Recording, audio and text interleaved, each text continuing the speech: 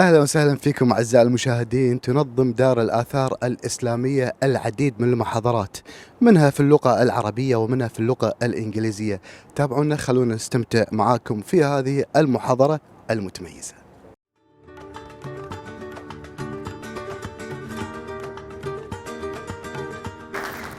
Thank you, Mr. Bejan, and really the honor is all mine, Sheikh Hissa.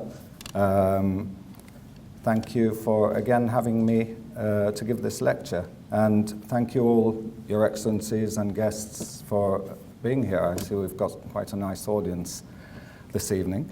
In the museum we do have a very beautiful book by Yaqut al-Mustasimi, and this is the front of the book, done in a type of Rihan script with titles written in Tawqiyah, which are not very clear there. Maybe you can just make it out on the bottom. And the colophon of the book, well, that's inside the book, beautiful writing, and the colophon at the back says that this book was written in the 6th month of the year AH 681, which is 1282 AD, in the City of Peace, which of course is Baghdad. And now we jump to the 14th century, to Abdullah Sayrafi, who some sources say lived in Tabriz all his life, although there are a couple of sources saying he actually lived in Baghdad, but it seems much more likely that, in fact, it was Tabriz. A lot of his monumental work was done in Tabriz, specifically inscriptions for buildings. He's one of the most distinguished calligraphers of the 14th century and followed the school, as most people did at the time, Yaqut al-Mustasimi. And he was very important in bringing this school of calligraphy to the Eastern Islamic world. He started writing when he was very young and displayed a great interest in writing from very early on. His father was a money changer, hence his name, Sayrafi. In Arabic, Sarraf is a money changer. And it's said that one day he was practicing writing in his father's shop when some gold coins were stolen, without a Sayrafi being aware, as he'd been concentrating so hard on his writing. When he realized what had happened, he fled to a nearby cemetery to hide from his father, who unfortunately found him, beat him up, and broke 2 of his fingers. Afterwards, Abdullah fell asleep and had a dream about Al-Khidr. There was a shrine to Al-Khidr in Failaka. And in this dream, Al-Khidr asked him what had happened, and he explained, upon which the Prophet rubbed his hands and made a blessing in which he wished that Abdullah would become as accomplished as Yaqut al-Mustasimi. His father was, of course, distraught at having beaten Abdullah, and after this always strongly encouraged his writing, praising him continuously. And this it is said, what helped him become the master he was. And he became a Grand Master of the Muhaqqaq and Thulth scripts. He was trained, of course, in the 6 scripts, and his monumental inscriptions is what he's most famous for. He had a very famous mentor and teacher called Sayyid Haydar Nafis, who was a student of Yaqut al-Mustasimi, and he was commissioned to produce inscriptions by many key figures of the time, including the daughter of one of the princes, and a very elaborate building which no longer exists, called the Dimashqiya Madrasa. In the 15th century, his work was held in very high regard and was copied by many very famous calligraphers like Ja'far Tabrizi. He's known as the author of an important work on calligraphy called Risala fi Ilm al-Khat, which is held in a library in Turkey. And he's also credited with being the author of the first volume of the great Mongol Shahnama, which was produced for the Timurid rulers. Works of his are held, quite a few works in museums in Turkey, including in the Topkapi and the Museum of Turkish and Islamic Culture. And we have a very nice book in the museum by Abdullah Sayrafi, written in Nasakh and Thulth.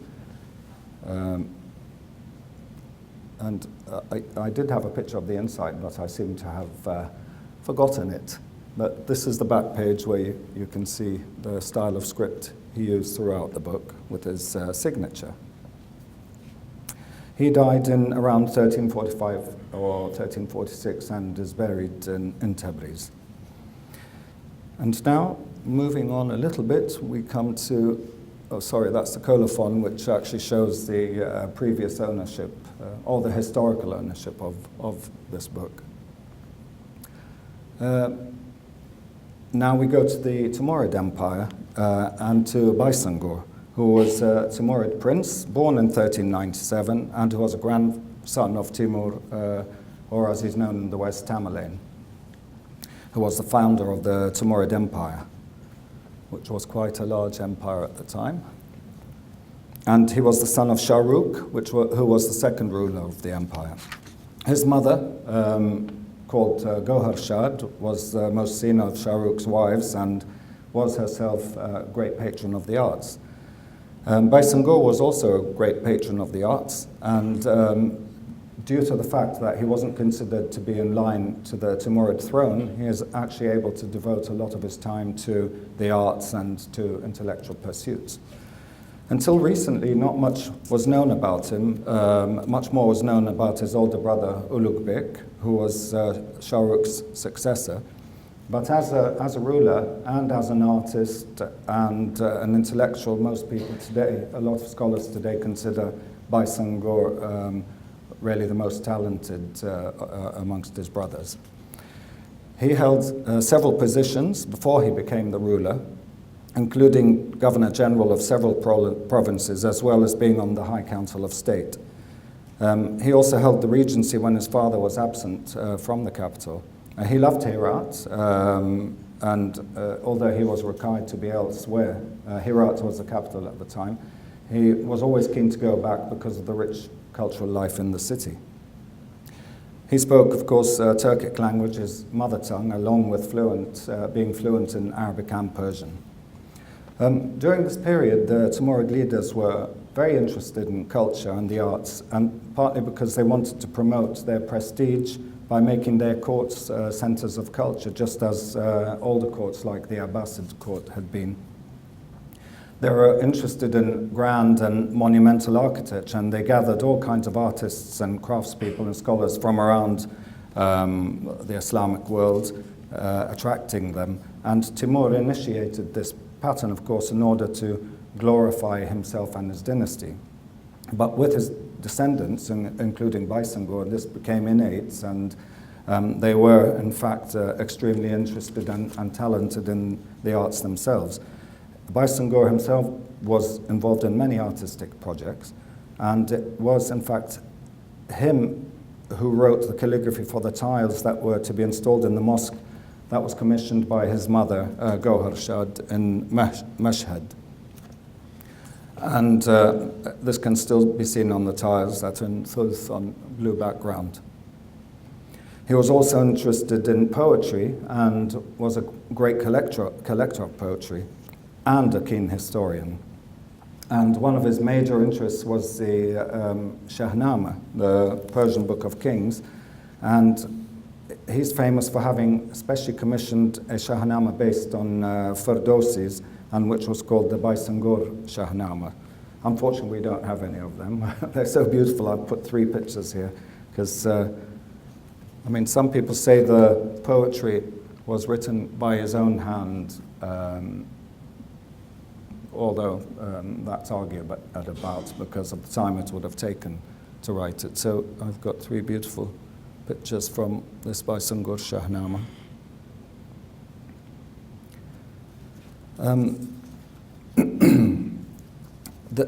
Baysangur was also famous for having commissioned a grand and very monumental Quran, which is called the Baysangur Quran. This was a huge book that was copied in 7 lines on one side of a vellum sheet, meaning there would have been probably 800 pages in this book, which was a massive, massive book. The book used to be in the mausoleum of Timur in Samarkand, which still exists, and it remained there until Nadir Shah in the 18th century and his troops invaded the city in the 18th century, and the book was taken apart, many of its pages either stolen or lost. Now, the Quran is called the Baisangur Quran, and many historians claim it was written by him, but some scholars today argue that this undertaking was so great, again, like the Shahnameh, it would have been practically impossible for him to write, being so busy. So rather than actually being written by him, some people today say that it was commissioned by him, probably with a lot of contribution in terms of style and design. Other scholars actually say that it was commissioned by his grandfather Timur and was kept on a great marble stand in the Friday Mosque of Samarkand, which still exists today, as the technical details of the book seem to fit in with the specifications of the stand. But there's controversy surrounding this too, because others state that it was actually commissioned, this stand, by Ulugh Bek, who was Baisangur's brother. So it is feasible that Baisangur actually contributed to this. But whatever the origin, it's a very important piece of work and a masterpiece of the period. And we're very fortunate to have this. This is just 2 lines from, and this is quite big. It's like that. So you can imagine the size of the page. This is written in Muhaqqaq, although Nabil Safwat, who studied this piece, says it was actually a hybrid of Muhaqqaq, Nasakh, and Thulth.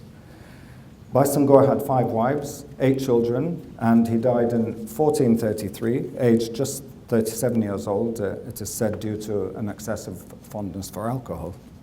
And he's buried in the Gohar Shad Madrasa complex in Herat, parts of which still exist today.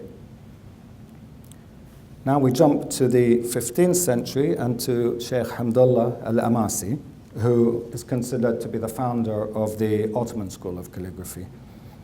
Now, Ottoman calligraphy had become an established art form, of course, before his period and was based on the Baghdad school of calligraphy, but Sheikh Hamdullah was the one who gave the Ottoman school its distinctive character.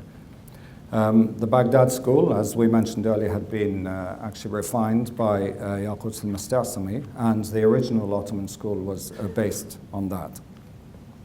He came from a family of very well-known scholars, and so he had an extremely good education. He was also born in Amasya, where Yaqut al-Mustasimi was born, and reputedly to a family that had immigrated to Amasya some generations before, perhaps from Bukhara. And he was born in the 1420s or 30s.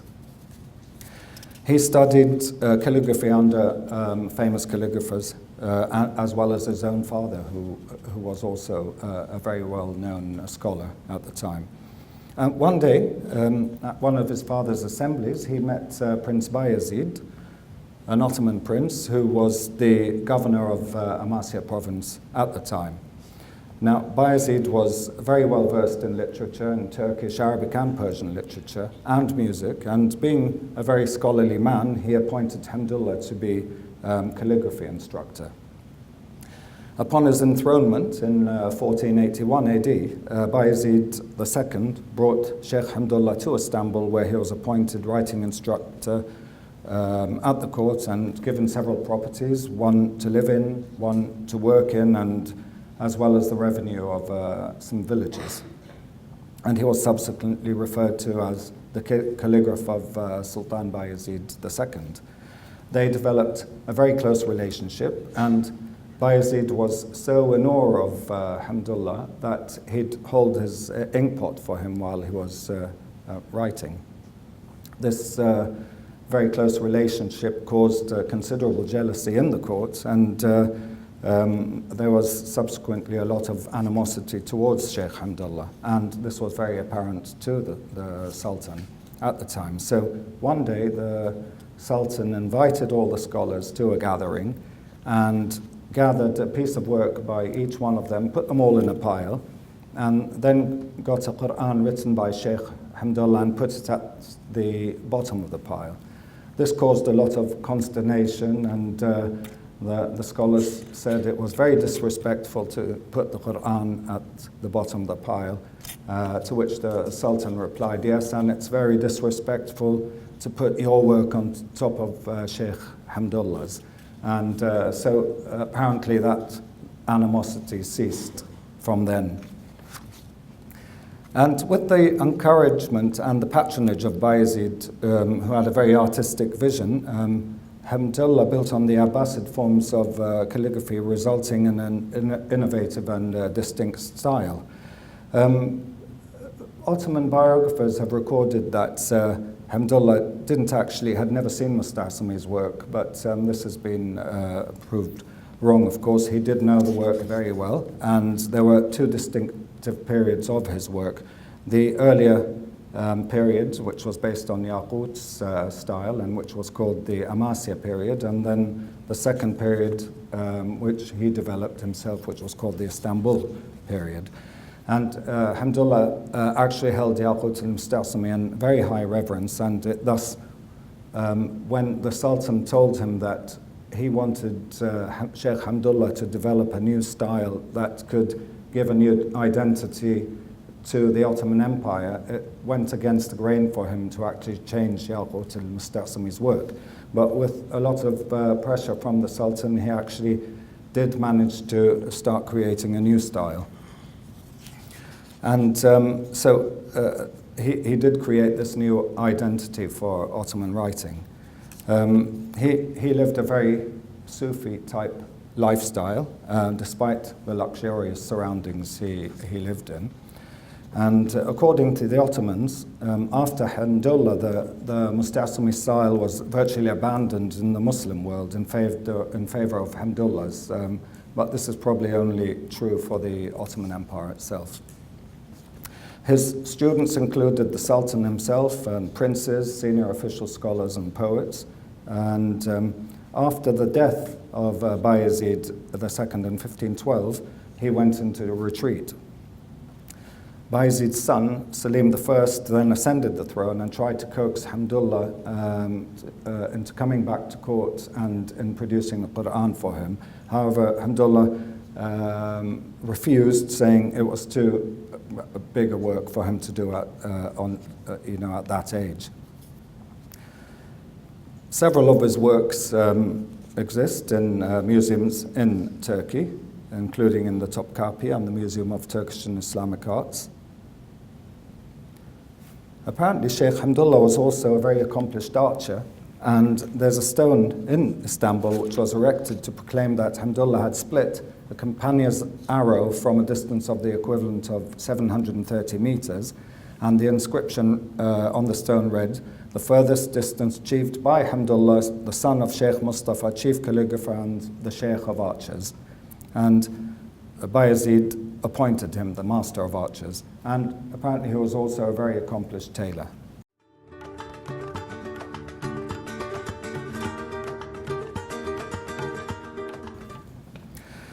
He died in 1520 and was buried in a cemetery in Ushkudar, where many famous Ottoman men and women were buried. And he's considered to be one of the 7 masters of the Ottoman school of calligraphy. And we have 2 books of his, actually. This one, 15th century, with writing in Nasikh, as well as, that's the inside. And we also have this lovely one, which was written in 1501 AD, accomplished. And that's, now we come to our next calligrapher called Ahmad Shamsuddin Karahisari. His last name is connected to the town that he was born in, Karahisar, which is a town in southwest Turkey. He was born in 1470 and died in 1566 AD. Not much information about his early life, but it's known that he went to Istanbul at an early age for his education, and he remained there till he died. He was a Sufi and undertook Sufi training in Istanbul. And historical sources state that he had a very delicate build, he was very thin and dressed very elegantly. It's believed he came under the influence of a calligrapher from Iran called Asadullah Kermani, and that he was thus influenced to follow the Yaqut al-Mustasimi school of calligraphy rather than Sheikh Hamdullah. He brought a new influence and style to the style of al-Mustasimi, particularly with Nasakh and Thulth, and this new style was extremely highly regarded in the Ottoman Empire and beyond. He was like a magnet, gathering many artists around him who were interested in his innovations. He was also known to be very actively in competition with others through letters and with poetry, and most famously with an artist called Ibrahim Effendi, to whom he sent very critical and very scathing letters and poetry. However, they did eventually meet in Istanbul and became very firm friends. He produced very many works, including Qur'ans, and when under the patronage of Suleiman the Magnificent, he produced one of his most important works, kept in the Topkapi, a Qur'an of 300 pages. And there are several others in the Topkapi and in the Museum of Turkish and Islamic Arts. He produced monumental works too, including the Süleymaniye Mosque in Istanbul, a writing on the dome. The writing disappeared apparently, but was copied and redone again in his style. And there are also his inscriptions in the tomb of the architect Sinan. He was around 90 when he died, and he was buried in a famous tomb along with famous character Jamaluddin Karamani. And the inscription he had designed himself for his own grave. Now we just have one little, oh sorry, that was one of his works at the Süleymaniye Mosque in Istanbul. We have just one of his works in the museum, but the reason I've put it in is firstly because he is important, but secondly, I have a story connected to this one. Now this is written in Muhaqqaq on the top with Rihan on the bottom, and it's signed down there by Qarah Sari. So the reason this panel is important to us is because one day my son Khalid was sitting with my father in the kitchen, and he said, okay, if you had to lose everything and could keep only one piece out of the whole museum, what would it be? And so my father chose this. So for us, this is important. And we move on now to the 17th century and Hafiz Osman, or Uthman al-Hafiz. And he was the next key player in Ottoman calligraphy. He was born Osman Den Ali and born in Istanbul in 1642. His father was a mu'adhin of a famous mosque called the Haseki Sultan Mosque, which is a beautiful mosque commissioned by the wife of Suleiman the Magnificent and designed by Sinan. Due to his position, Uthman spent much of his time when growing up in the household of the Grand Vizier Mustafa, and this brought his family much privilege and prestige. He memorized the Qur'an at a very young age, hence his name Hafiz, which means one who's memorized the Qur'an. And his talents were very evident and noticed by the Grand Vizier Mustafa Pasha, who was the Pasha known for conquering large parts of Eastern Europe for the Ottoman Empire. And Mustafa Pasha was keen that Uthman received the best education.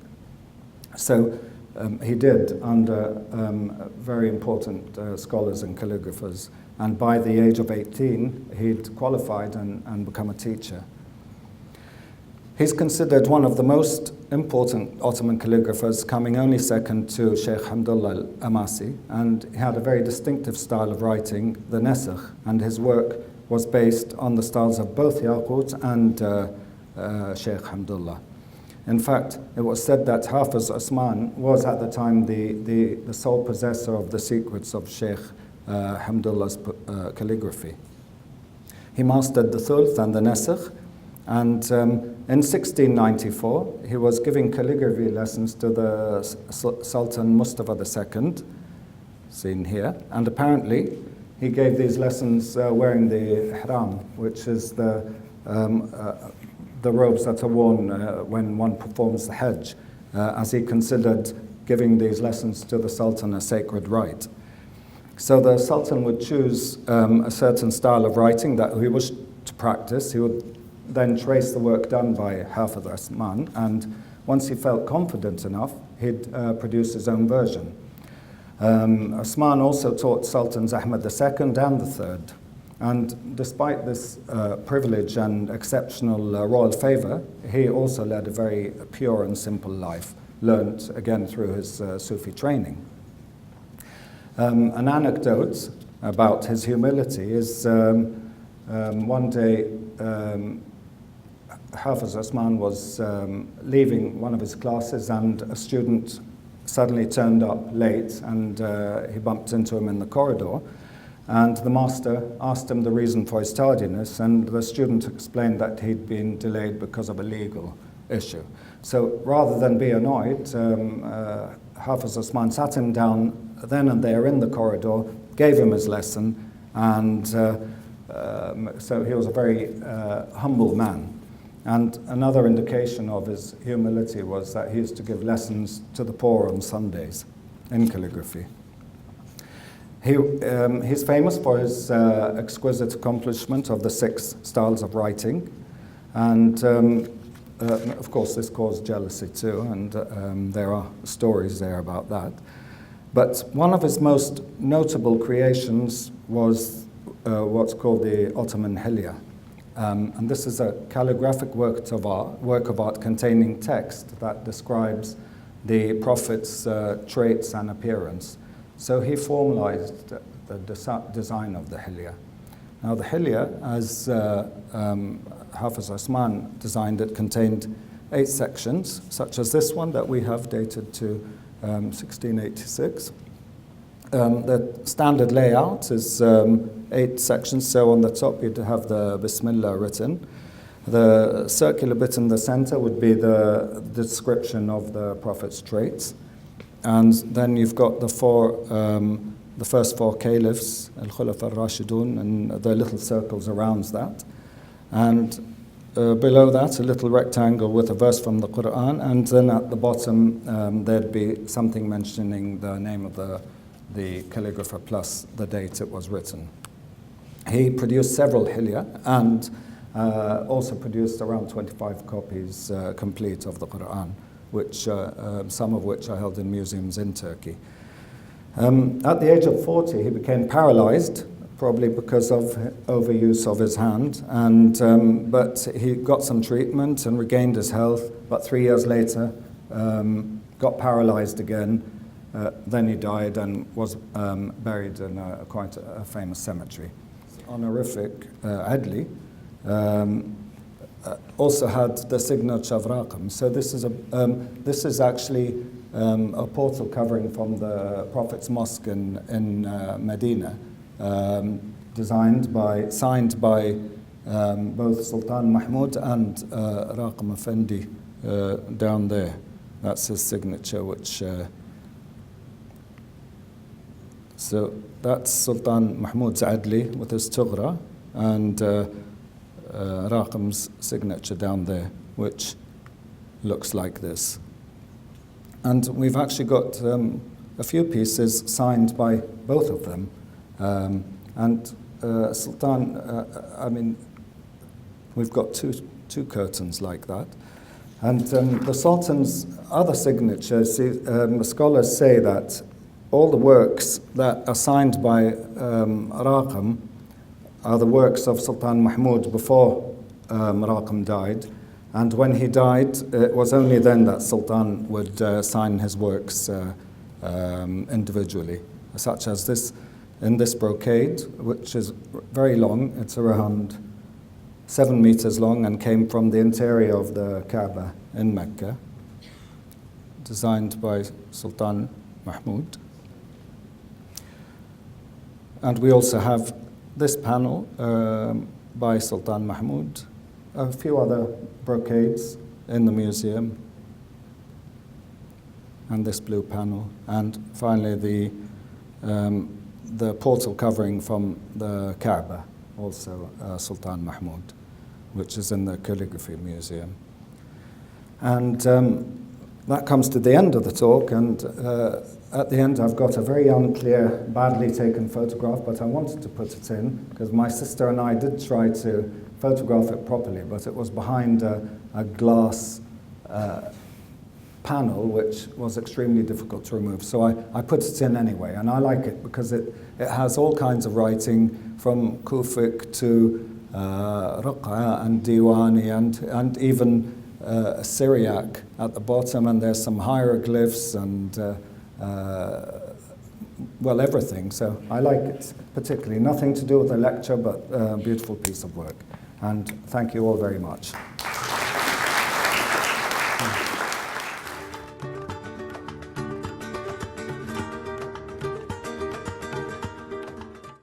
وصلنا معكم أعزائي المشاهدين إلى ختام هذه المحاضرة المتميزة. أشكر كل من يعمل في دار الآثار الإسلامية، والشكر موصول لكم على حسن المتابعة. نشوفكم في محاضرة أخرى إن شاء الله. فما الله.